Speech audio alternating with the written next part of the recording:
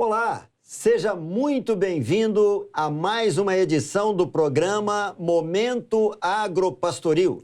Hoje vamos fazer uma viagem deliciosa pelo mundo do cacau. Vamos explorar tudo o que acontece desde o manejo das plantações até a produção do nosso querido chocolate.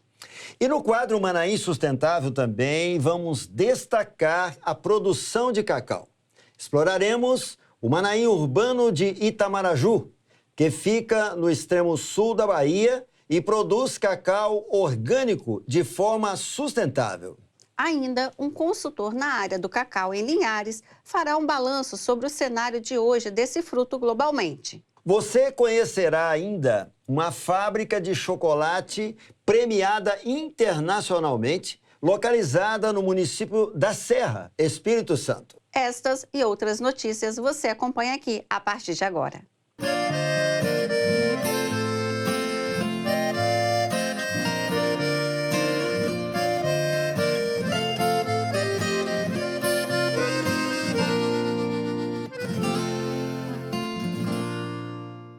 O cacau é um tesouro da nossa terra, reconhecido mundialmente por sua qualidade. E também temos manaíns que produzem esse fruto.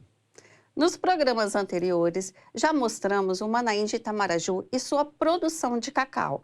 Agora, você verá a forma inédita e o processo de adubação orgânica que acontece ali. Vamos conferir a matéria. O Manaim de Itamaraju tem implementado as suas ações de sustentabilidade com a produção de insumos destinados à nutrição dos cultivos frutíferos plantados em sua área. Então, hoje se inicia um projeto, a partir desse ponto em diante, de a gente produzir o nosso próprio adubo, que não seria um adubo químico, né? A gente vai tentar aproveitar aquilo que tem ao redor hoje do Manaim, né? O que se tem aqui já como matéria-prima para a gente produzir o nosso próprio composto orgânico. A fabricação desse composto orgânico será realizada utilizando as matérias-primas disponíveis na própria unidade. A gente vai mostrar o passo a passo como esse composto tem sido produzido, porque a gente tem hoje criação de ave, que a gente tem aproveitado esse orgânico, esse esterco orgânico da ave, riquíssimo em nitrogênio. A gente tem muito dejeto vegetal, né, que tem sido aproveitado pelo solo, né, como cobertura morta, mas a gente vai tentar aproveitar isso também para a gente criar o nosso próprio composto orgânico. Esta iniciativa não apenas promove práticas agrícolas sustentáveis, mas também contribui para o cuidado nutricional das plantas na própria unidade. Aqui nessa produção, a gente vai usar toda a palhada seca que a gente tem como fonte de carbono. Numa produção de composto, a gente precisa de duas fontes. Uma fonte de N e uma fonte de carbono. Como fonte de N, que seria a fonte de nitrogênio, a gente vai usar o esterco de frango. Hoje aqui a gente tem a produção de aves, a gente tem alguns patos, ganso, algumas galinhas produzidas. O esterco a gente extrai daqui mesmo, a gente recolhe aqui hoje. E a questão do fornecimento de carbono, né, como a matéria seca, que a gente vai falar a proporção no passo a passo, a gente tem hoje uma área grande, folhagem no chão, resto de poda das árvores. Então, hoje a gente consegue montar, aproveitar todo esse material, hoje que está sendo perdido, né, não está sendo aproveitado, e tentar a gente criar o nosso composto para melhorar a parte nutricional, não só da cultura do cacau, mas também de outras plantas. Temos também outras frutíferas aqui hoje no Manaim Itamaraju. Para produzir um composto orgânico de alta qualidade, é essencial equilibrar a proporção entre carbono e nitrogênio, além de enriquecer a mistura com minerais. A seguir, apresentamos um vídeo com o passo a passo para a formulação do composto orgânico, conforme explicado pelo agrônomo Jorge Souza. Como é que a gente prepara hoje um composto, né? Como é que a gente prepara um composto hoje? A gente tem aqui um exemplo de um início de preparo. A gente coloca hoje um percentual de fonte de carbono nessa proporção, nessa relação de carbono para fonte de nitrogênio, a gente coloca 70%, 60% a 70% hoje de carbono, que seria aquela parte ali seca, as nossas folhagens, a gente vai aproveitar material de poda, repicar ela para tentar usar. A gente colocaria uns 60% a 70% dela e da fonte de N a gente colocaria mais ou menos 30%, que seria um percentual nessa proporção e depois essa matéria pronta no final, esse composto pronto, ele vai ter uma relação boa entre carbono e nitrogênio. Está sendo acrescentado também aqui, né, por disponibilidade fácil, né, e custo barato, a gente tem também o pó de rocha e cinza. A cinza a gente pega aqui ao lado mesmo, na cerâmica, que os dois vai tentar nutrir no nosso composto, que a gente falou que tem uma relação de carbono e nitrogênio, alguns minerais. Também minerais necessários, né? Minerais químicos, potássio, fósforo, alguns micronutrientes, a gente vai tentar extrair do nosso material lá mineral, que seria rocha e a própria cinza, que é muito rico em potássio, né? E tem um custo baixo e pela quantidade que a gente vai usar, é também muito viável a gente tentar enriquecer mais essa parte. Na nossa produção, a gente iniciando aqui a nossa pilha de compostagem, o passo a passo, como é que isso é feito? A gente faz camadas. A gente vem com a matéria seca, a fonte de carbono, coloca ela mais ou menos 30 centímetros, a gente vai fazer os canteiros de 1,5 m, mais ou menos por 1,20 m de largura, uns 80 centímetros de altura, e nessa produção a gente vai colocar camadas. A gente vai colocar a camada da parte de carbono, que seria a nossa parte seca. A gente vai vir com a camada de material seco de 30 centímetros. A gente vai vir com material que é a fonte nossa de nitrogênio, a fonte de N, com 10 centímetros. A cada camada de folha seca, 30, e a cada camada do material do orgânico nosso, da fonte rica em nitrogênio, a gente vai tentar distribuir por cima o nosso pó de rocha e a nossa cinza como aquele acréscimo mineral, né? E a gente vai repetindo isso, a gente vai repetindo essas camadas, né? A parte seca, o material rico em nitrogênio e o mineral por cima. Quando ele tiver uma altura mais ou menos de 80 centímetros a 1 metro, a gente vai encerrar essas camadas. Entendendo que nessa proporção aqui que a gente colocou, a gente vai ter 60% a 70% de material rico em carbono, 30% mais ou menos de material rico em nitrogênio e mais um acréscimo mineral. Feito essa pilha, a gente faz daí para frente o turno de rega. A gente vai de tempo em tempo, às vezes até diário ou na necessidade da temperatura, a gente vai fazer uma rega em cima para melhorar a decomposição desse material. Esse material, ele não é um material que está decomposto, ele vai entrar num processo de decomposição. Todo processo de decomposição, ele requer micro-organismo. Ele precisa de micro-organismo para atuar naquela matéria seca, a energia vai ser aquela fonte seca, que vai ser o carbono, os micro-organismos vão usar aquilo ali, vai usar a parte do nitrogênio, eles vão trabalhar e no final desse processo, dessa ação dos micro-organismos, a gente vai ter um composto que é um adubo riquíssimo, e a gente vai conseguir produzir aqui hoje, né? Nesse tempo, se estima-se mais ou menos 60 dias nessa produção nossa desse composto. A gente vai fazer as pilhas nessa altura, nesse comprimento, e a gente vai controlar a temperatura. A gente faz esse controle de temperatura de uma forma mais empírica e prática, usando um vergalhão, um método muito simples do vergalhão. A gente coloca um vergalhão e esse vergalhão, ele seria o nosso termômetro. Na medida que a gente conseguir segurar ele, a temperatura, ela está na temperatura ideal. Se a temperatura aumentar, que é o que vai acontecer aqui no período, no processo de decomposição, e não conseguir mais segurar com a mão, ela vai estar acima de 60 graus. Aí, nessa hora, a gente faz a vira da nossa pilha, dessa compostagem, para diminuir essa temperatura alta. Mesmo a gente fazendo a rega, que a irrigação ela vai ajudar a diminuir, mas o contato com a água vai aumentar aquele processo ali de fermentação e decomposição do material. Então, toda vez que aquele aquecimento der alto, a gente vai fazer esse revolvimento da pilha para poder melhorar essa parte de baixo, de cima e ter um material mais homogêneo no final. Após 60 dias, o material fibroso não será mais visível e, em seu lugar, teremos um composto decomposto com uma coloração e odor diferente. Isso ocorre porque os micro-organismos já atuaram no material, tornando-o adequado para ser utilizado em qualquer planta, contribuindo para sua nutrição conforme a aplicação. Como se é feita a adubação na prática, né?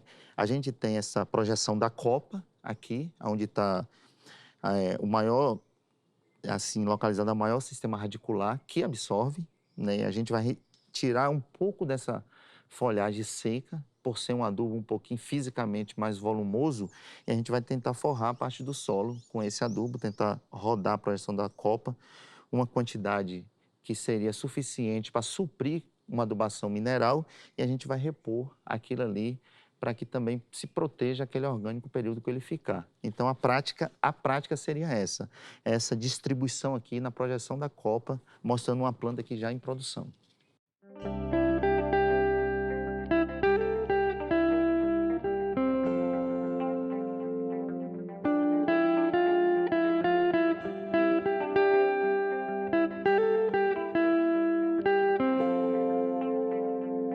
Um aspecto interessante que podemos observar é que, com a orientação técnica, o Manaim conseguiu desenvolver a sua própria fórmula de adubo orgânico para esse tipo de cultivo. É verdade, João. É importante destacar que o uso dos recursos naturais está trazendo sustentabilidade e inovação. Agora, traremos informações sobre o cenário do mercado do cacau em 2024 e a expectativa para 2025. Veja a entrevista. Queria agradecer o convite da Claudir e do João da Mata para poder falar sobre a cultura do cacau, um tema tão importante quanto esse, que é a alta nos preços do cacau. Há dois fatores que vêm impactando para a alta nos preços do cacau nesse ano de 2024.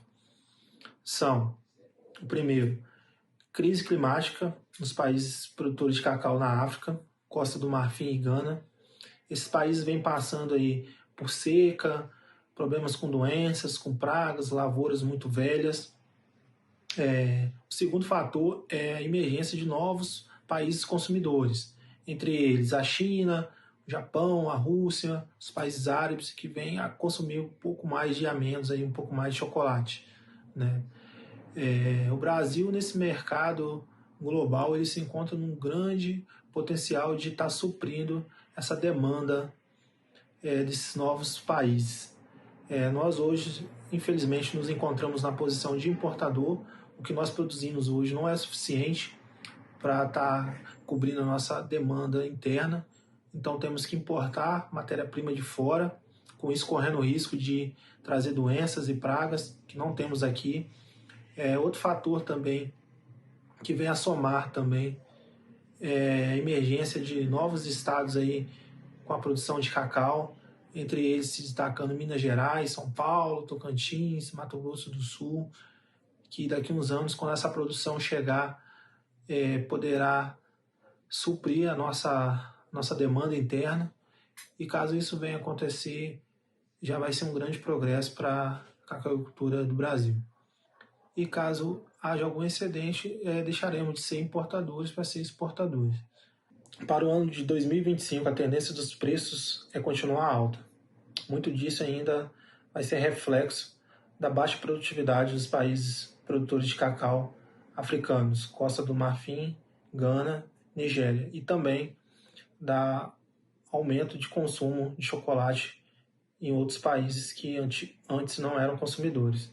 Então, a tendência para o ano de 2025, no mercado brasileiro e outros mercados, é o preço continuar alto e os produtores continuarem investindo nas suas lavouras, continuando renovando suas áreas. E o Brasil ele segue aí com a forte tendência aí de deixar de ser importador e ser exportador de amêndoa devido à abertura de novas áreas.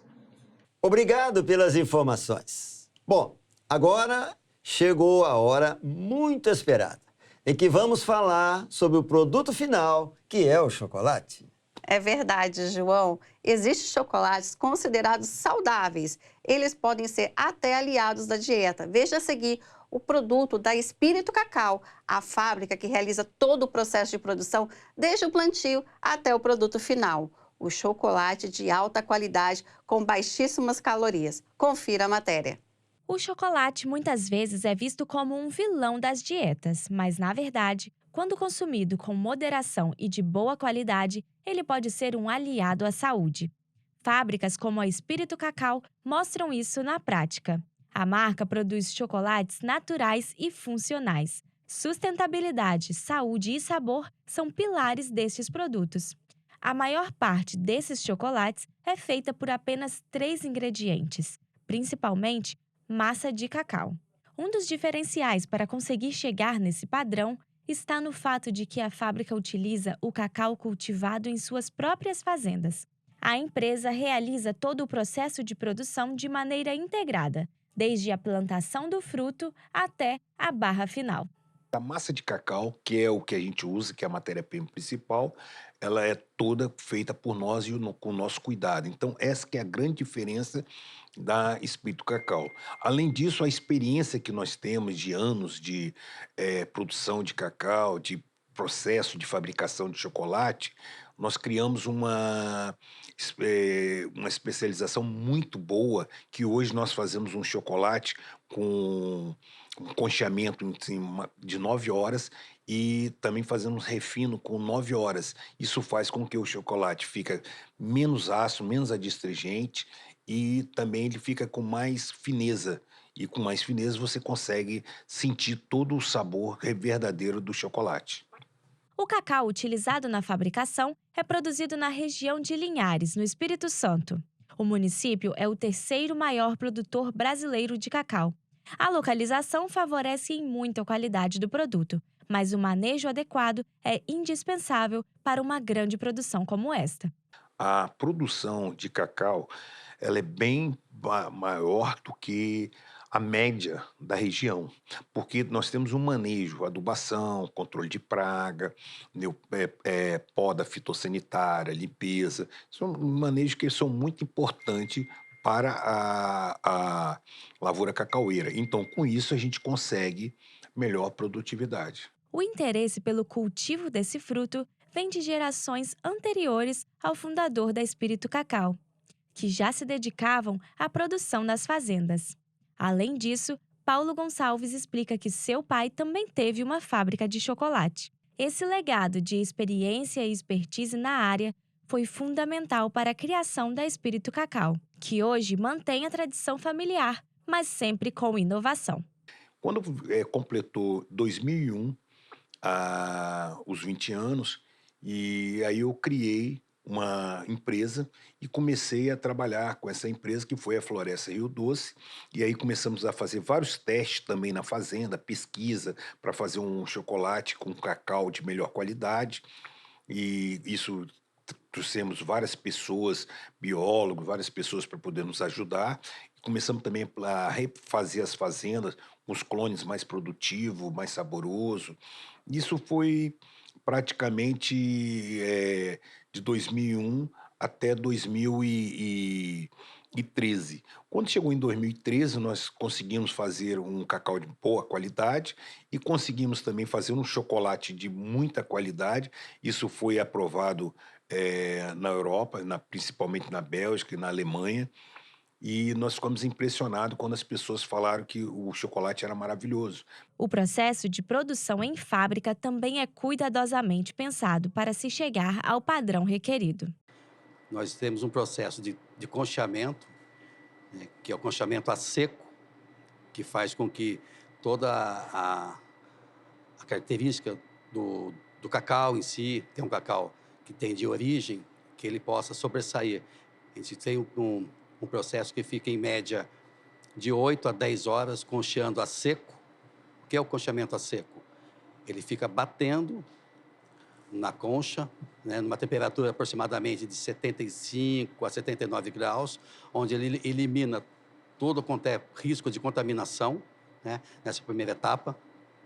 E numa segunda etapa, é feito o processo de refino, onde adiciona-se as partes líquidas e ele vai fazendo esse refino para que a gente possa atingir uma finura da massa de 20 micras aproximadamente. Convencionalmente, o mercado ele trabalha com 30, 34. Nós trabalhamos com 20 justamente para dar esse diferencial do nosso chocolate. Uma finura, uma maciez, né? Quando você experimentar o espírito cacau, você percebe isso. Nítido que você percebe no degustar essa finura, essa maciez do chocolate que ele derrete na boca. Todo esse processo que eu falei faz com que o chocolate atinja essa etapa e seja um chocolate diferenciado. Diante das limitações para equilibrar preço e qualidade, uma das alternativas encontradas para manter o padrão do chocolate do Espírito Cacau foi o mercado internacional. No exterior, a Espírito Cacau tem crescido na venda e no reconhecimento e já alcançou diversos certificados internacionais. Aqui no Brasil, quando se fala em chocolate fino, as pessoas imaginam que é embalagem, mas não sabem o ingrediente que tem. Não se importa com isso lá, não. Lá eles se importam com o ingrediente que tem. E tem um ditado que eles falam lá fora, que se diz o seguinte: quanto menos, melhor. Então, assim, é clean label. Clean é limpo, label é rótulo. Rótulo limpo. Quanto menos ingrediente, melhor o produto. Então, eles dão muito valor a isso. Então, fica muito mais fácil. Nós que temos um custo muito mais alto aqui no Brasil, que começa desde o cacau, como eu já te expliquei, por causa da falta do cacau, o preço aqui do cacau brasileiro é muito mais alto. As embalagens nossas são mais caras, por causa de imposto. Tudo nosso aqui é muito mais caro para você competir com lá fora. Os impostos aqui no Brasil são muito altos para alimento. Lá fora o imposto de chocolate é muito mais baixo e o próprio cacau que eles compram de outros países também são muito mais barato. Então, com isso, o que acontece é que a gente fica com um pouco competitividade em termos de preço. Então, por isso que eu consigo fazer uma qualidade muito boa, que o cliente consiga perceber a qualidade e com isso ele paga pelo valor do nosso chocolate. E aqui no Brasil eu não consigo que as pessoas percebam isso, porque o brasileiro ele é muito mais de açúcar. Então, quando você bota açúcar, aromatizante, saborizante, eles não percebem que um chocolate com 3 ingredientes, um chocolate com alto teor de massa cacau, é muito mais saudável e muito mais gostoso do que um chocolate com um monte de ingredientes, com saborizante, aromatizante. E isso que a gente vê essa diferença. Então, por isso que a gente sempre procurou trabalhar com o mercado internacional. Muito bom! Indo agora para o norte do Brasil, nos últimos anos, o investimento em cacau na região da Transamazônica tem mostrado um crescimento significativo. E no quadro Coisas da Roça de hoje, vamos descobrir uma bela plantação de cacau nesta região do Pará. Confira a seguir com a correspondente Deise Furtado. O Pará é o maior produtor de cacau do Brasil. O estado possui alguns polos cacaueiros em sua extensão, e um deles é a Transamazônica. Aqui encontramos diversas fazendas que investem nessa lavoura. De forma especial, o quadro Coisas da Roça de hoje explora as belezas da plantação de uma fazenda em Parauapebas, Pará, do proprietário e agricultor Gustavo Damasceno.